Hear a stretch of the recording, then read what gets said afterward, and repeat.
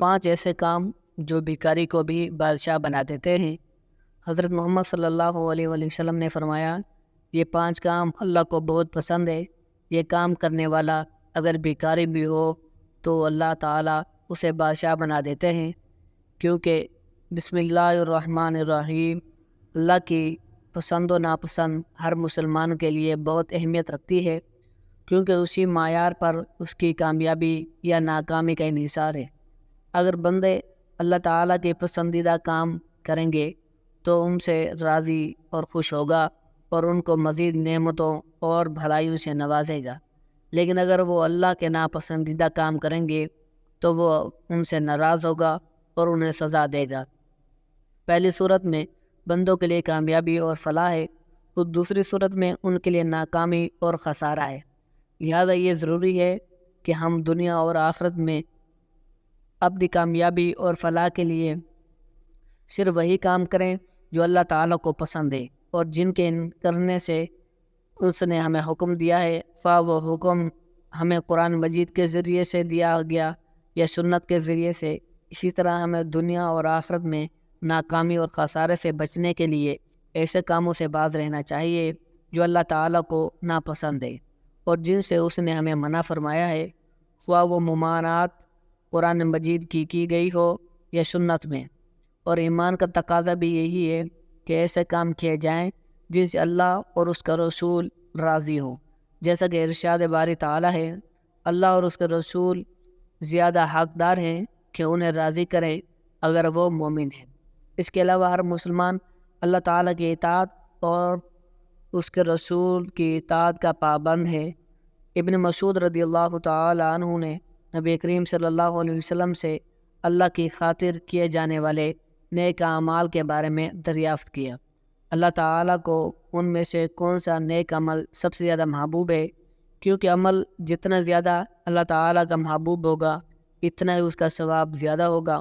آپ صلی اللہ علیہ وسلم نے وضاحت کرتے ہوئے فرمایا کہ اللہ تعالیٰ کے نزدیک سب سے زیادہ محبوب عمل فرض نماز کو اس کے شارع کی طرف سے مقرر کردہ وقت میں ادا کرنا ہے، کیونکہ یہ اللہ تعالیٰ کے بلاوے کو قبول کرنے میں پیش قدمی، اللہ تعالیٰ کے حکم کی تعمیل اور اس کی عظیم فرض کے اہتمام کا مظہر ہے۔ ابن مسعود رضی اللہ تعالی عنہ کی نیکی میں رغبت رکھنے کی وجہ سے انہوں نے اس پر اکتفا نہ کیا، بلکہ آپ صلی اللہ علیہ وسلم سے اللہ کے پسندیدہ اعمال میں سے دوسرے درجے کے نیک اعمال کے بارے میں پوچھا، تو آپ صلی اللہ علیہ وسلم نے فرمایا، والدین کی فرما برداری کرنا۔ پہلا نیک عمل محض اللہ کا حق ہے، جبکہ دوسرا محض والدین کا حق ہے، اور والدین کے حق کا درجہ اللہ تعالیٰ کے حق کے بعد آتا ہے، بلکہ اللہ تعالیٰ نے تو اسی اتنی اہمیت دی ہے۔ قرآن مجید کے کئی مقامات پر اللہ تعالیٰ والدین کے حق اور ان کے ساتھ حسن سلوک کو اپنی توحید کے ساتھ ملا کر ذکر کیا ہے، کیونکہ آپ کے وجود کا سبب ہونے اور آپ کی ترتیب اور پرورش، آپ پر شفقت و مہربانی کرنے کی وجہ سے والدین کا یہ حق واجب ہے۔ ابن مسعود رضی اللہ تعالی عنہ نے نبی کریم صلی اللہ علیہ وسلم سے مزید سوال کیا، جو خیر کی بات بتانے میں بخل نہیں کرتے، اہم ترین نیک اعمال کے اس سلسلے میں اس کے بعد والا درجہ کس نیک عمل کا ہے؟ آپ صلی اللہ علیہ وسلم نے فرمایا، اللہ کی راہ میں جہاد کرنا۔ یہ اسلام کی چوٹی اور اسلام اور اس کا ستون ہے، اسی سے اسلام کا وجود ہے اور اسی سے اللہ تعالیٰ کا حکم سر بلند ہوتا ہے اور اس کا دین پھیلتا ہے۔ اس کو چھوڑ دینے میں اسلام کا انہدام ہے۔ مسلمان زوال و انحطاط کا شکار ہوتے ہیں اور ان کی عزت جاتی رہتی ہے، ان کا اقتدار چھن جاتا ہے، ان کی سلطنت و حکومت پر زوال پذیر ہو جاتی ہے۔ جہاد فی سبیل اللہ ہر مسلمان پر تاکید کے ساتھ فرض ہے۔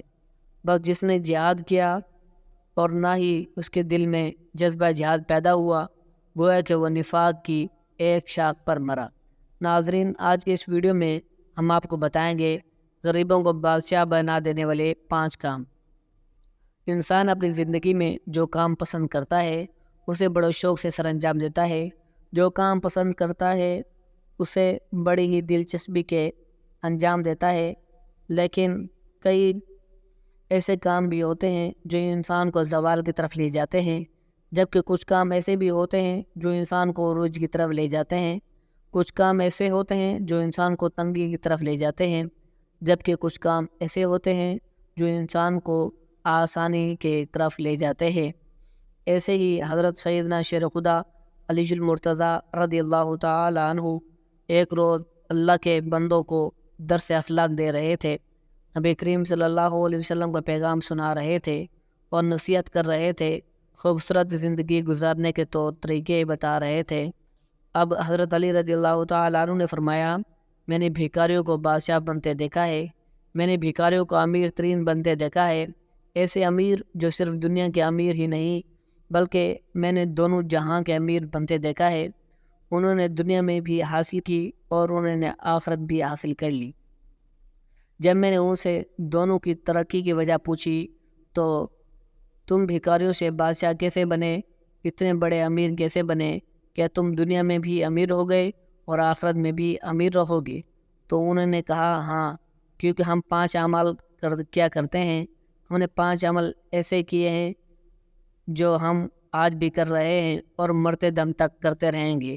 ان 5 عمل کاموں نے ہمیں بھیکاریوں سے بادشاہ بنا دیا ہے۔ حضرت علی رضی اللہ تعالیٰ عنہ کہتے ہیں کہ میں نے پوچھا ہمیں بھی بتاؤ وہ 5 کام کون کون سے ہیں۔ محترم ناظرین، اس ویڈیو میں آپ کو امیری کا ایک نسخہ بتایا جا رہا ہے، 5 کام جو کہ آپ کو دنیا نہیں بلکہ آخرت میں بھی امیر بنا دیں گے۔ اگر آپ اس دنیا میں ہی نہیں بلکہ اگلے جہاں یعنی آخرت میں بھی امیر ترین بننا چاہتے ہیں تو ان 5 کاموں پر عمل کرنا اپنی زندگی میں شروع کر دینا۔ انہوں نے فرمایا، ایک تو ہم پرندوں کو دانہ ڈالا کرتے تھے۔ حضور اکرم صلی اللہ علیہ وسلم نے ارشاد فرمایا، جس گھر میں پرندوں کو کھانا ملتا ہو، دانہ ملتا ہو یعنی رزق ملتا ہو، وہ گھر کبھی غریب نہیں ہو سکتا، اس گھر میں کبھی بھی رزق کم نہیں ہو سکتا۔ اللہ رب العزت اس گھر کا رزق کم نہیں کرتا۔ جس گھر سے پرندے پلتے ہوں، پرندوں کو دانہ ملتا ہو، پرندوں کو پانی ملتا ہو، فرمایا جب پرندے تمہارے گھروں کے اوپر سے گزرتے ہیں اور کوئی پرندہ تمہارے گھر میں آ جائے یا کوئی بھی جانور تمہارے گھر میں آ جائے تو فرمایا ان کے لیے اناج رکھا کرو، دانہ ڈالا کرو، اگر بھوکا ہے تو دانہ ڈالو اور اگر پیاسا ہے تو پانی پلایا کرو۔ اللہ تعالیٰ کو ایک مخلوق کا دوسری مخلوق پر احساس کرنے کا عمل بہت زیادہ پسند ہے، یعنی جب ایک مخلوق دوسری مخلوق کی بھوک مٹاتی ہے، پیاس مٹاتی ہے تو اللہ تعالیٰ کو یہ عمل اتنا پسند آتا ہے کہ اللہ تعالیٰ فرشتوں میں بیٹھ کر مسکراتا ہے۔ جب ایک مخلوق دوسری مخلوق پر احساس کرتی ہے، جب پرندے کسی گھر سے کھانا کھا کر یعنی دانہ کھا کر اس گھر سے جاتے ہیں تو اللہ سے دعا کرتے ہیں، اے مالک تجھے تیری وحدانیت کا واسطہ، تیری رحیمی کا واسطہ، جس طرح اس گھر کے لوگوں نے ہمارا رزق کا اہتمام کیا تو بھی اس کے گھر والوں کے لیے رزق کا اہتمام کر۔ تو یوں اللہ رب العزت اپنی برکت کے تمام دروازے اس گھر کی طرف کر دیتا ہے جس گھر میں پرندوں کو کھانا ملتا ہے، جانوروں کو کھانا ملتا ہے۔ حضرت امام باقر رضی اللہ تعالیٰ عنہ کے صاحبزادے حضرت امام جعفر صادق رضی اللہ تعالیٰ عنہ فرماتے ہیں، جو انسان صبح اٹھتے ہی ایک عمل کرتا ہے، اللہ رب العزت 3 فرشتے اس کے ساتھ لگا دیتا ہے، یعنی 3 فرشتوں کی ڈیوٹی لگ جاتی ہے، وہ صبح دوپہر اور شام کے اس کے ساتھ رہتے ہیں۔ ان فرشتوں کا کام کیا ہوتا ہے؟ پہلا فرشتہ اس انسان کی عزت بڑھانے کے لیے اسباب پیدا کرتا ہے، دوسرا فرشتہ اس کے رزق بڑھانے کے اسباب پیدا کرتا ہے اور تیسرا فرشتہ اسے مصیبتوں سے بچنے کے لیے اسباب پیدا کرتا ہے۔ پوچھا گیا کہ حضرت آخر وہ نیک عمل کون سا ہے، کون سا اتنا فائدہ مند عمل ہے؟ حضرت امام جعفر صادق رضی اللہ تعالیٰ عنہ نے فرمایا، وہ پرندوں کو دانہ ڈالنا۔ جو شخص صبح سویرے اٹھ کر دوسری مخلوق کو کھانا دیتا ہے، اللہ تعالیٰ اس پر 3 فرشتوں کو ڈیوٹی لگا دیتا ہے۔ اس کے بعد حضرت علی رضی اللہ تعالیٰ نے فرمایا، اس شخص نے کہا کہ میں ان کا دوسرا عمل یعنی دوسرا کام جو وہ کرتے ہیں وہ یہ تھا کہ وہ غریبوں کی مدد کیا کرتے تھے۔ جو شخص غریبوں کی مدد کرتا ہے وہ زندگی میں کبھی بھی غریب نہیں ہوتا۔ بندے کی عبادت بندے کو اس مقام پر نہیں پہنچاتی جہاں غریبوں کی مدد پہنچا جاتی ہے، یہاں غریبوں کی خدمت پہنچا دیتی ہے۔ جب غریبوں کی خدمت کی بات آتی ہے تو نبی کریم صلی اللہ علیہ وسلم کے قدموں میں بیٹھنے والے سیدنا صدیق اکبر رضی اللہ تعالیٰ عنہ سے بڑھ کر اچھا حکمران دنیا میں کوئی نہیں آیا۔ اسی طرح حضرت سیدنا عمر فاروق رضی اللہ تعالیٰ عنہ سے بڑھ کر کوئی بادشاہ نہیں آیا۔ سخاوت میں حضرت سیدنا عثمان غنی رضی اللہ تعالیٰ عنہ سے بڑھ کر کوئی حکمران نہیں آیا، اور علمی ریاست میں سیدنا علی رضی اللہ تعالیٰ عنہ سے اچھا حکمران اس دنیا میں نہیں آیا۔ کوئی ایسا مشہور اور معروف بادشاہ نہیں گزرا جو 1400 سال گزرنے کے بعد بھی جس کے نام کے نعرے لگتے ہوں۔ غریبوں کی مدد کی بات آتی ہے تو کاندھے پر بوریاں لاد کر لے جاتے اور غریبوں کی مدد کیا کرتے تھے، غریبوں کو کھانا کھلایا کرتے تھے۔ ایک دفعہ کی بات ہے، ایک بدھو تھا جس کی بیوی حاملہ تھی۔ بچے کی پیدائش کا وقت قریب تھا۔ جب گھر میں 1 روپیہ بھی نہیں تھا تو اس کے پاس اب یہ لوگ پریشان تھے۔ گھر میں 1 پیسہ بھی نہیں ہے، جبکہ بچے کی پیدائش کا وقت قریب ہے۔ وہ ہمسایوں کے پاس گئے، ہمیں کچھ قرض دے دو، تو انہوں نے کچھ نہ دیا۔ تو بدھو کے ذہن میں ایک ترکیب آئی، کیوں نہ مدینے میں چلا جاؤں، حضرت سیدنا عمر فاروق رضی اللہ تعالیٰ عنہ کے پاس چلا جاؤں اور ان کے سامنے جا کر فریاد کروں، عرض کروں، وہ میری ضرور مدد کریں گے۔ یہ بدھو اپنی حاملہ بیوی کے ساتھ مدینے کی طرف چلا گیا۔ چلتے چلتے جیسے ہی مدینے کی سرزمین پر قدم رکھا، شام ہو گئی، رات ڈھلنے لگی، بچے کی پیدائش کا وقت قریب تھا۔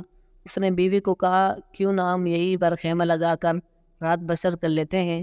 صبح ہوتے ہی حضرت عمر فاروق رضی اللہ تعالیٰ عنہ کے پاس چلے گئے۔ رات میں یہ لوگ وہیں ٹھہرے۔ رات کا دوسرا پہر جب آیا تو بیوی کا درد بڑھ گیا اور وہ درد سے چیخنے لگی۔ بچے کی پیدائش کا وقت قریب تھا اور یہ بیوی کو حوصلہ دے رہا ہے، ابھی فجر ہونے والی ہے، چلتے ہیں۔ حضرت عمر رضی اللہ تعالیٰ عنہ کے پاس اپنا مسئلہ حل کرواتے ہیں۔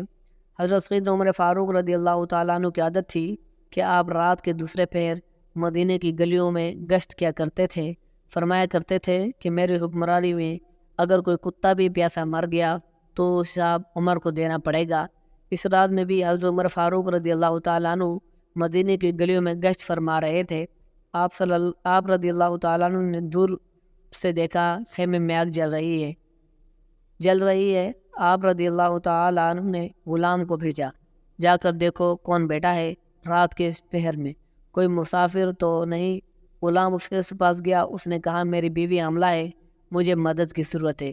غلام نے واپس آ کر حضرت عمر فاروق رضی اللہ تعالیٰ عنہ کو ساری بات بتائی۔ اللہ اکبر!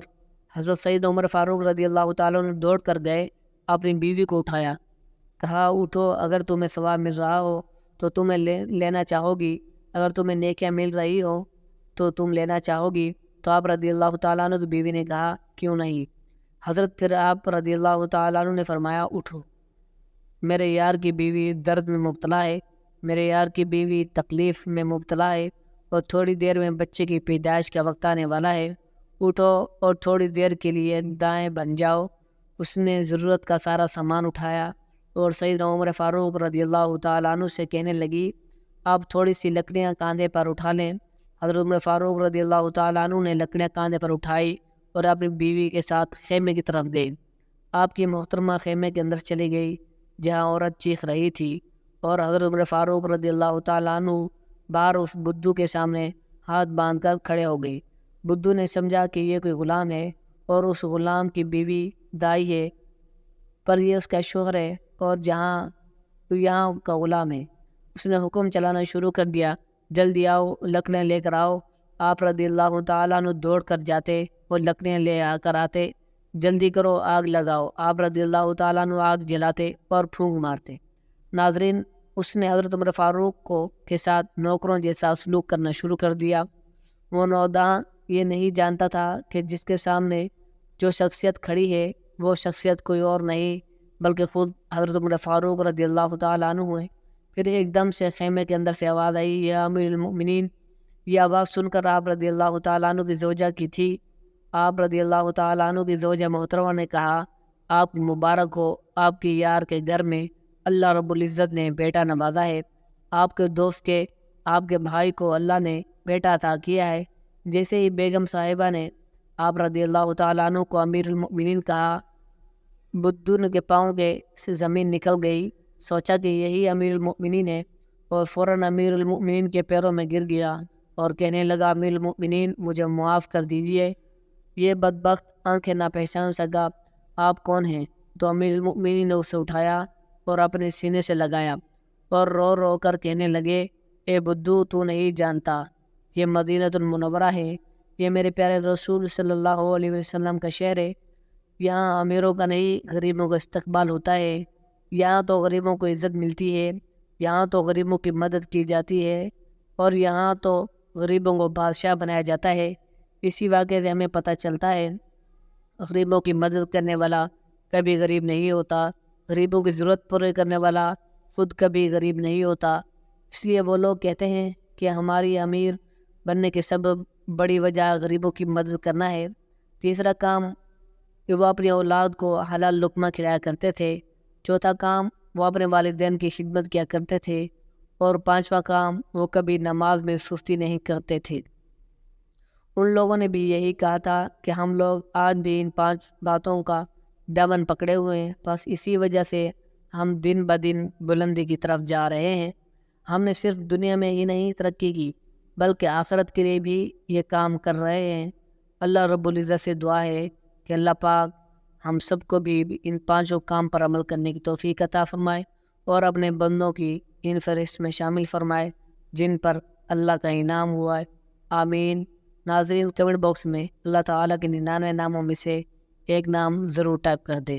جزاکم اللہ خیرہ۔